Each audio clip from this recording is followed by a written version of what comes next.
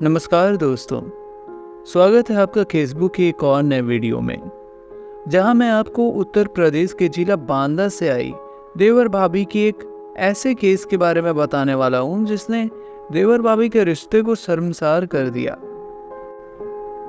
दोस्तों, ये case 3 episodes में आएगा, जिसका पहला एपिसोड मैं आज आपके सामने लेकर आया हूँ। जल्द ही बाकी के एपिसोड्स भी लेकर आऊँगा, तो हमारे चैनल को सब्सक्राइब करें, इस वीडियो को लाइक करें और कमेंट में अपनी राय ज़रूर लिखें। तो चलिए बिना ज़्यादा टाइम गवाएं शुरू करते हैं आज के इस दिल दहला देने वाली केस को।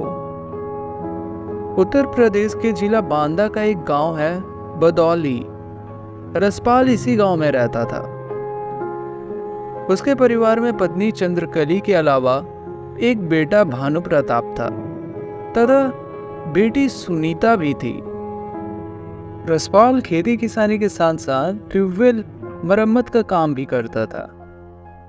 इससे उसे अतिरिक्त आमदनी हो जाती थी। कुल मिलाकर उसका परिवार खुशहाल था।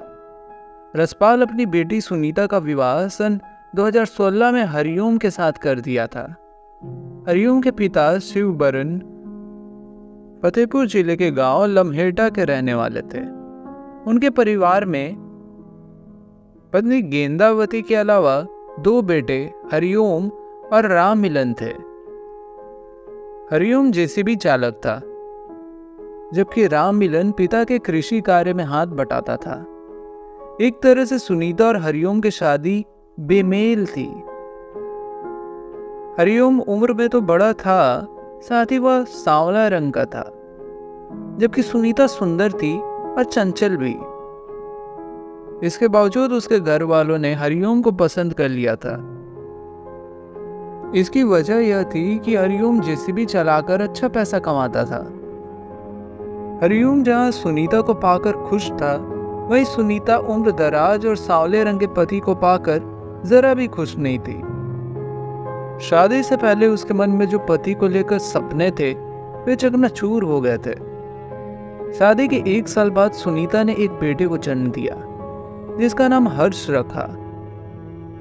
इसके बाद एक बेटी का जन्म हुआ। 2 बच्चों की किलकारियों से सुनीता का घर आंगन गूंजने लगा। सुनीता की अपने देवर राम मिलन से खूब पटती थी।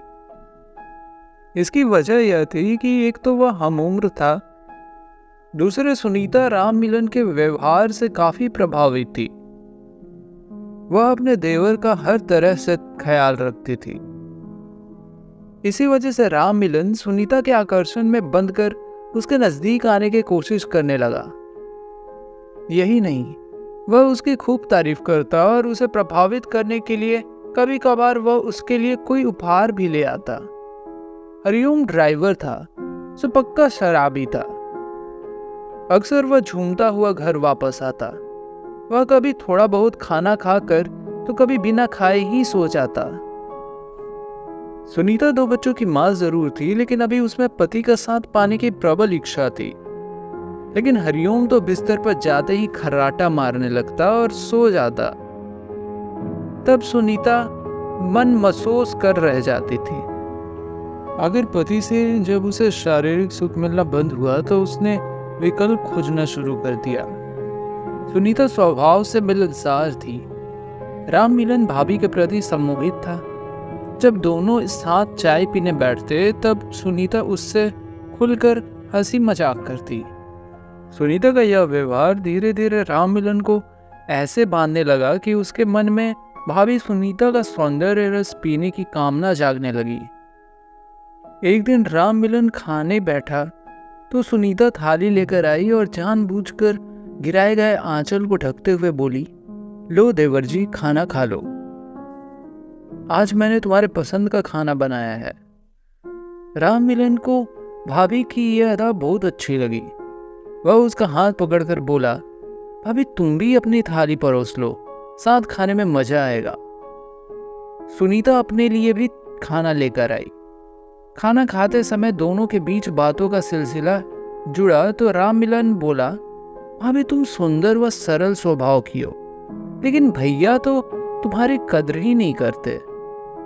मुझे पता है वह अपनी कमजोरी का खीस तुम पर उतारते हैं। लेकिन मैं तुम्हें प्यार करता हूँ।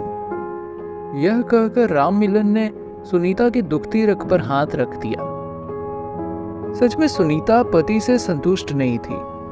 उसे ना तो पति से प्यार मिल रहा था और ना ही शारीरिक सुख, जिससे उसका मन विद्रोह कर उठा। उसका मन बेईमान हो चुका था। आखिर उसने फैसला कर लिया कि अब वो असंतुष्ट नहीं रहेगी, चाहे इसके लिए उसे रिश्तों को तार तार क्यों ना करना पड़े। औरत जब जानबूझकर बर्बादी की राह पर कदम रखती है तो उसे रोक पाना लगभग असंभव होता है। यही सुनीता के साथ हुआ। सुनीता जवान भी थी और पति से असंतुष्ट भी, अतः उसने देवर राम मिलन के साथ नाजायज रिश्ता बनाने का निश्चय कर लिया। राम मिलन वैसे भी सुनीता का दीवाना था। देवर राम मिलन गबरू जवान था, दूसरा कुंवारा। उस पर दिल आते ही सुनीता ने उसे अपने प्यार के भंवर में फंसाने की कोशिश करने लगी। भाभी देवर के रिश्ते की आड़ में सुनीता राम मिलन से ऐसे ऐसे मजाक करने लगी कि राम मिलन के शरीर में सिहरन होने लगी। जल्द ही उसका मन स्त्री सुख के लिए बेचैन होने लगा।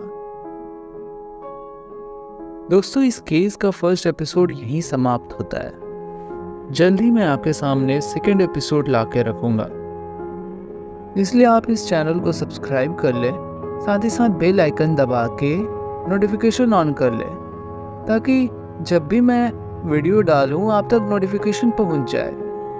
साथ ही साथ इस वीडियो को लाइक भी करें और कमेंट में अपनी राय ज़रूर लिखें।